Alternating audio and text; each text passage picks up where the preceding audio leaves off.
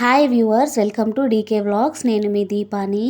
ఈరోజు ఎంతో త్వరగా సులభంగా చికెన్ 65 ఎలా చేయాలో చూద్దాము. ఇది లోపల మెత్తగా బయట క్రిస్పీగా సూపర్గా ఉంటుంది. ఇంకెందుకు ఆలస్యం, ఈ రెసిపీ ఎలా చేయాలో చూసేద్దాం. దానికోసం ఇక్కడ నేను 500 గ్రాముల బోన్లెస్ చికెన్ తీసుకున్నాను. దీనిలోకి ఉప్పు పసుపు వేసి శుభ్రంగా కడిగి పక్కన పెట్టుకోండి.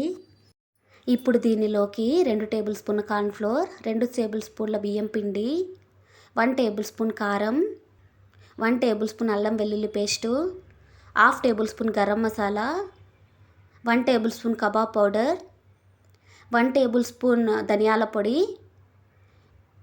ఒక గుడ్డు, రుచికి సరిపడినంత ఉప్పు, కొన్ని కర్రీ లీవ్స్, కొంచెం కొత్తిమీర, 1 కప్పు పెరుగు, 1/2 లెమన్ వేసుకుని ఇదంతా కలిసేలాగా బాగా కలుపుకోండి.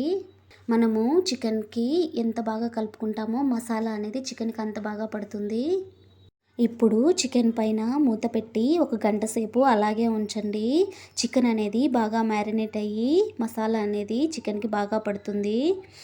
1 అవర్ తర్వాత మూత తీసి చూస్తే మసాలా అనేది చికెన్కి బాగా పట్టి ఉంటుంది. ఇక్కడ చూడండి, చికెన్ అనేది ఎంత జ్యూసీగా ఎంత మంచిగా ఉందో. ఇప్పుడు దీనిని మనము డీప్ ఫ్రై చేసుకుందాము. ప్యాన్ తీసుకోండి, అందులోకి డీప్ ఫ్రైకి సరిపడినంత ఆయిల్ వేసుకోండి. ఆయిల్ వేడైన తర్వాత దీనిలోకి మనం ముందే మ్యారినేట్ చేసి పెట్టుకున్న చికెన్ కూడా వేసుకోండి. దీన్ని మీడియం ఫ్లేమ్లోనే బాగా ఫ్రై చేయండి. ఇలా చేయడం వల్ల చికెన్ అనేది లోపల వరకు బాగా ఫ్రై అవుతుంది. ఈ ప్రాసెస్ అంతా మనకి 2 నుంచి 3 నిమిషాలు పడుతుంది. ఇప్పుడు చికెన్ అయ్యేది బాగా ఫ్రై అయింది. ఇప్పుడు దీన్ని మనము సర్వ్ అవుట్ చేసుకుందాము. ఇప్పుడు మనకు టేస్టీ చికెన్ 65 రెడీ.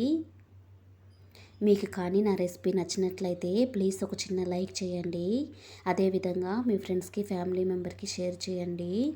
కొత్తగా ఎవరైనా నా ఛానల్ చూస్తున్నట్లయితే ప్లీజ్ సబ్స్క్రైబ్ చేయండి. అదేవిధంగా పక్కనే ఉన్న బెల్ ఐకాన్ను యాక్టివేట్ చేయండి. ఇలా చేయడం వల్ల నేను చేసే ప్రతి రెసిపీ మీకు నోటిఫికేషన్ రూపంలో వస్తుంది. Thank you for watching. For more recipes please subscribe to my channel.